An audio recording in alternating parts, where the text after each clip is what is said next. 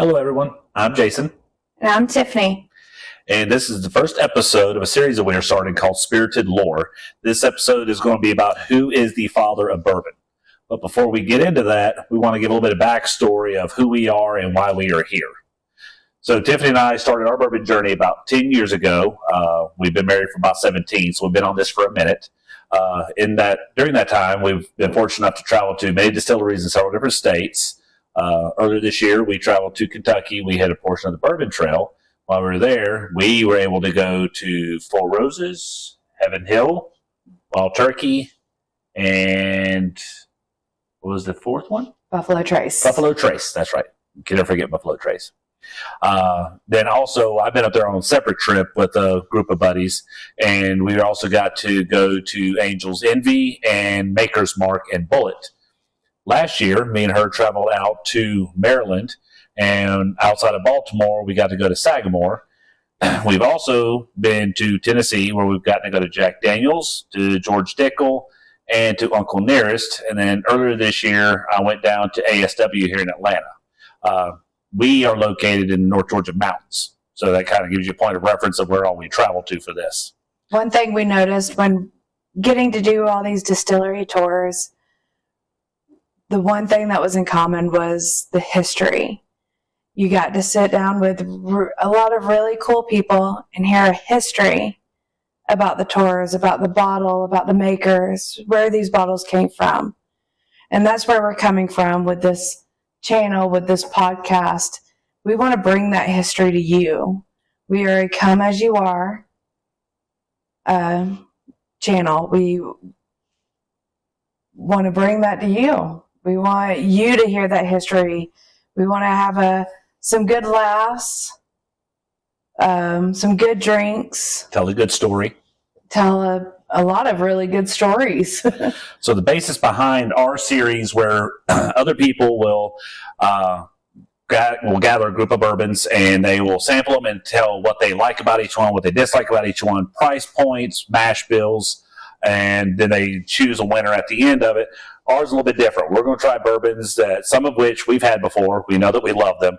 We're going to try some that we've never had before, some that will be extremely good from what we know, and then some that end up being garbage. But the point of it is we want to sample it as we tell the story, because even behind some of the cheapest bourbons is the most amazing story. And that's what we want to cover with this series, is the history of what led up to that particular bourbon. That's why this first episode, we figured it was best to come out the gate with who is the father of bourbon. We're going ahead and starting to sip a little bit early on this first one because I had accidentally have a notorious heavy-handed pour, and I poured a little bit too much of this one, so we got to go ahead and start getting this one down. So the first one we're trying here, one everybody thinks is the father of bourbon, is going to be Elijah Craig. This is the Elijah Craig single barrel. It's going to be a private barrel store pick.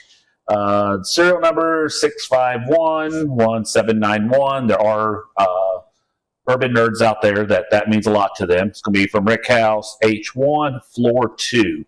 It's going to be 94 proof. This is one I've always loved. So we've always been told, and I believe it even says so right here on the bottle.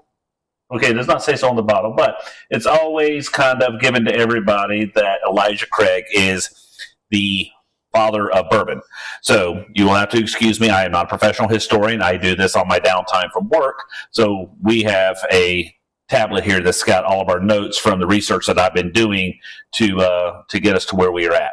So Elijah Craig has been considered the father of bourbon, but who was Elijah Craig? Was he some wizard who created magical elixir and bottled it? No. Was he a chemist who had a tasty lab accident that we are still enjoying to this day? No. Neither. He was a preacher. He was actually a man of many parts, as they used to say. It seems like every historical figure from back then was a man of many parts, meaning that they, be a preacher, politician, teacher. They would do many things at one time. Elijah Craig was born in 1738 in Orange County, Virginia. He was converted by a Baptist preacher and later became a preacher with two of his brothers and several friends who were also Baptist preachers. They would spend times meaning more than one time, in jail for preaching without a valid Virginia license, which I guess that was a thing back then. And they should have received this license from the Anglican Church. Baptists at this time in early Virginia faced persecution despite the state's freedom of religion due to their willingness to preach to both whites and blacks, freemen and slaves. Elijah eventually became politically active as a legislative liaison. He worked with the greats of James Madison and Patrick Henry to protect religious freedoms. Elijah would later lead the migration of his church from Virginia in 1782, shortly after the Revolutionary War, to Kentucky, where they purchased 1,000 acres and established a town they originally named Lebanon, but has since been renamed to Georgetown. During this time, Elijah would go on to create the first classical school in the state of Kentucky, the first mill for clothes manufacturing, the first paper mill, the first rope walk, which creates rope from hemp, the first lumber mill and grist mill at Georgetown, and they would eventually he would eventually create the Georgetown Fire Department, where he was the fire chief. Then in 1789, Elijah created his final business, a distillery. Craig built his distillery in Fayette County, and the county changed its name multiple times. It is now known as Scott County, Kentucky. As some have believed, his distillery was located somewhere other than Bourbon County, Kentucky. There's no evidence that Elijah Craig came up with charring the barrels, which has also long since been rumored. Charring the barrel helps give the bourbon all of its color and the majority of its flavor. There's no proof that Elijah made his whiskey any better than his neighbors, who were all making whiskey at that time, because you had to do something with all the excess corn. You can't just leave it just laying around in the barn or in stores, because then the rats and mice start getting to it and they start eating up the corn, and then it's no good to anybody. So what better thing to do with the corn than to shove it into a bottle? Elijah Craig Bourbon was first bottled in 1986 and now belongs to and is bottled by Heaven Hill. All right, what do you think? Do you think he has a leg to claim for Father of Bourbon? I don't think he does as much if all of his neighbors are doing it. But what do you think about the pour itself? Well, I like the pour. It's not my favorite. Let's go on to one of my better known favorites. Well, down that one real quick so we can move on to the next one. You're the one that has more. Give me a second.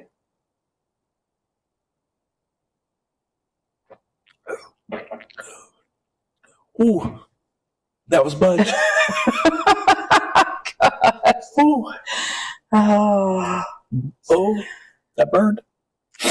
All right, so apparently we have been sold. It's good. We've been sold a false bill of goods. While this is fascinating to hear, and everyone loves to give the title of first, this case appears to be pure fiction. So who was the father of bourbon? Was it a brave war general who led his troops on the battlefield? Nope. Was it a brilliant college professor who created bourbon after dealing with students all day? Nope. Enter another preacher, man known as Basil Hayden.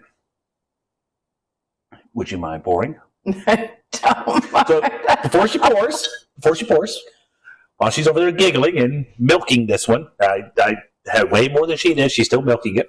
So this bottle here, this is Basil Hayden 10-year, aged 10 years, obviously, 10-year, aged 10 years. Makes sense, right? So this one is getting older. Got to hold it a little bit further away. That's the only drink. This is just how he normally acts. It is. So this bottle is only 80 proof, so it is a very light drinker. Should be rather airy and refreshing. Or as one friend of ours would put, watered down. This one I got specifically for this episode. I was very excited to find it.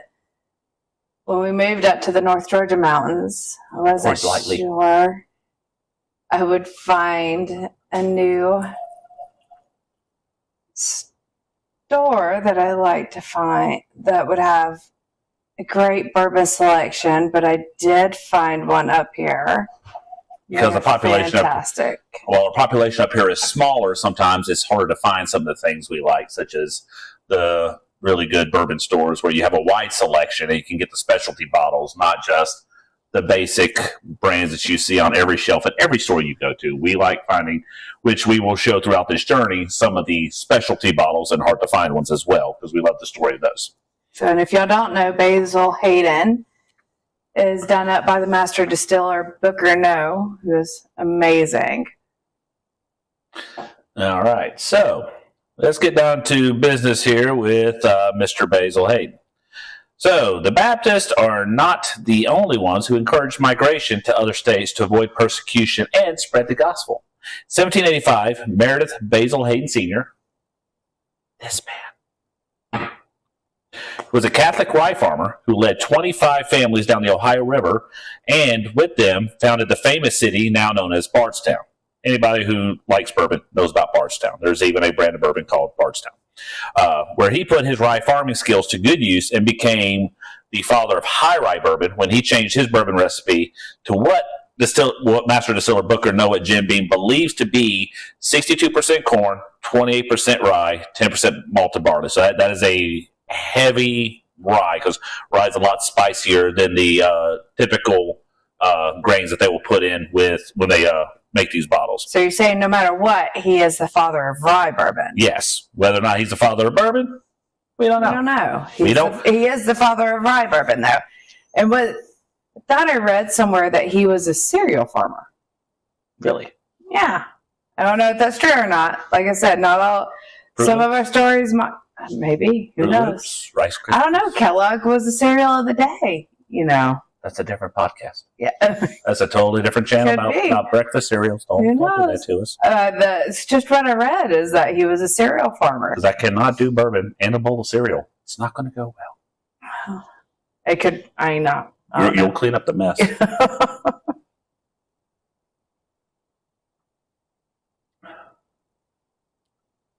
Definitely a lot lighter than the Elijah Craig, but I also don't have a huge mouthful of it either, trying to get it all down.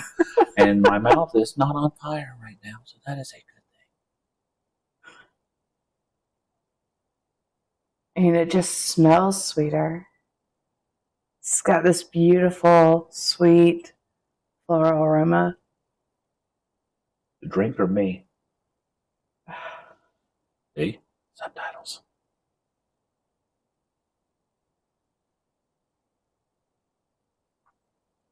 That is a very easy sipper. That's beautiful.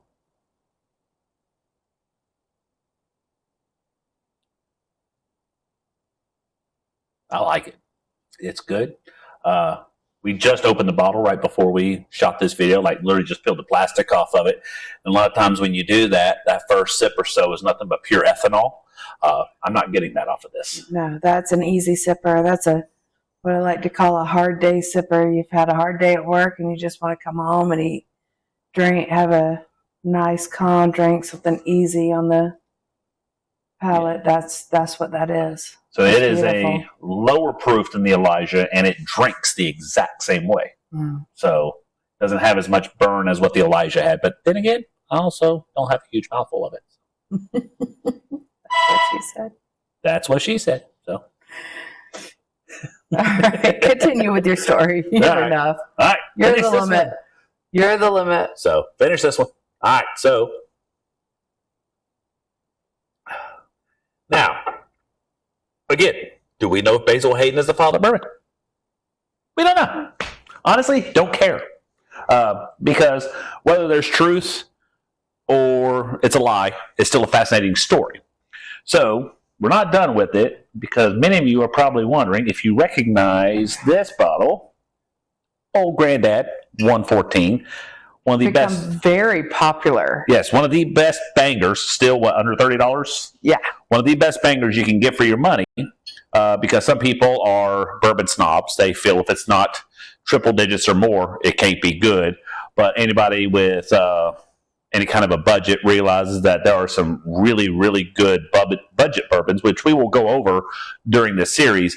Old Granddad, this particular one is Old Granddad 114. There's also regular Old Granddad. Which, from what I hear, 114 is the way to go. Yes, right? 114 is definitely better than the regular Old Granddad, but you will not be disappointed with either one. Just 114 is a little bit higher proof, so we'll get you there a little bit quicker if that's what you're going for. So the reason why we have Old Granddad here is because Basil Hayden was such a renowned distiller and his product was so good that his grandson, Raymond B. Hayden, created a tribute to Basil by making and bottling Old Granddad bourbon with a picture of, supposedly, Basil on the front. The regular bottle of Basil Hayden stands a little bit taller. It's a brighter orange. Still got the same picture. This line of bourbon was initially created in 1840 and has always continued in production. Old Granddad's currently owned by Jim Beam. And I think that is it for our notes on That's it. They didn't have a lot on Old Granddad. Just that is definitely Basil Hayden on the front. That's all the research I did on it. That was definitely him on the front. The only time they changed this is when at one point, they did actually change his picture. Mm-hmm. Jim Beam changed it to make him smile. They thought it might be more enticing. So he doesn't look angry in that picture. He doesn't look angry. He looks serious. He looks like he knows his bourbon. Yeah, that's what it looks like to me. He knows his rye is what he looks like to me. So I mean, there you go. That's. Well, it was 1700s. It was serious times back then. It was very serious. You had famine, you had disease. So come on. 1785 wasn't that long after the Revolutionary War, so there was that whole thing you had to be very, very serious about. So yeah. So why don't we try pouring that one up, if you don't mind, my lady, and we will sample that one. That's right. I'll let you pour it. We're gonna have half a freaking glass over here.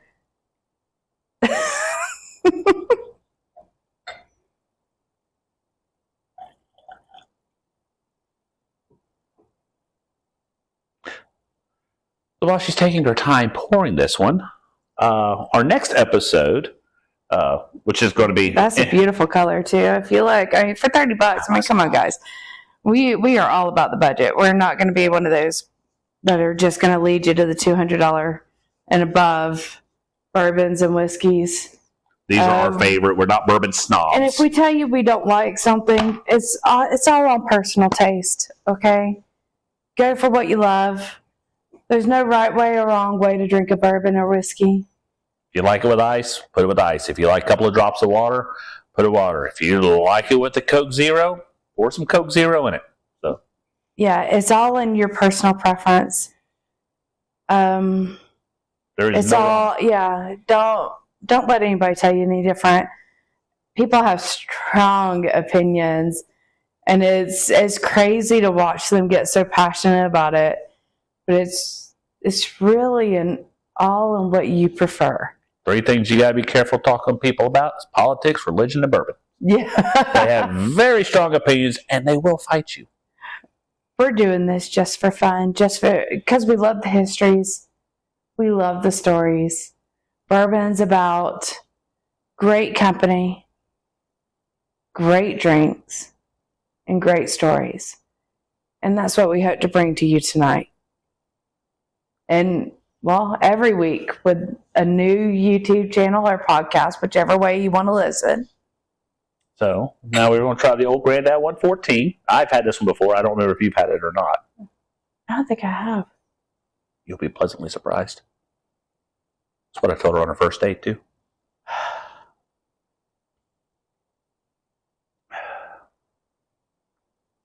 Definitely stouter than the Basil. It smells really good, though. That's just... A little bit harsher than Basil, but again, it's 114 proof. Ergo, the Old Granddad 114.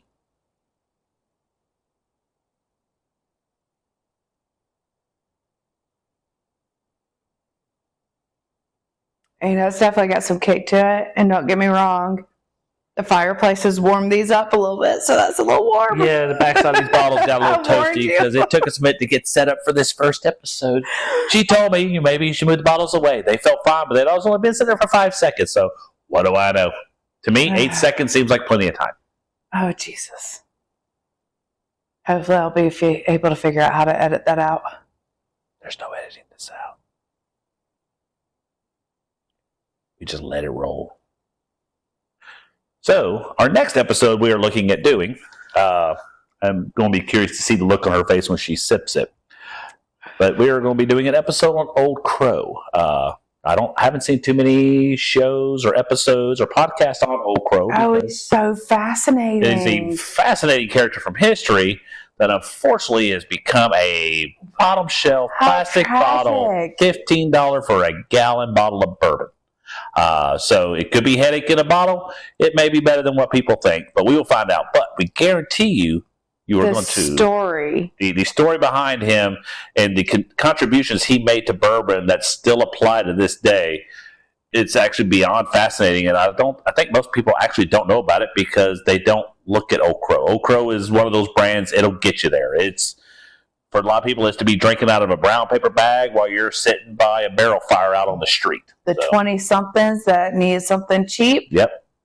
Something that'll get you there in a hurry. Yep. That's for the party. But back in the day, it was the bourbon to drink. From presidents to famous writers, we will go over the history of Old Crow and the contributions that this amazing man brought. Meredith Crow. Yeah. The contributions this man brought to this wonderful golden amber liquid. Until next time, my friends. Keep drinking.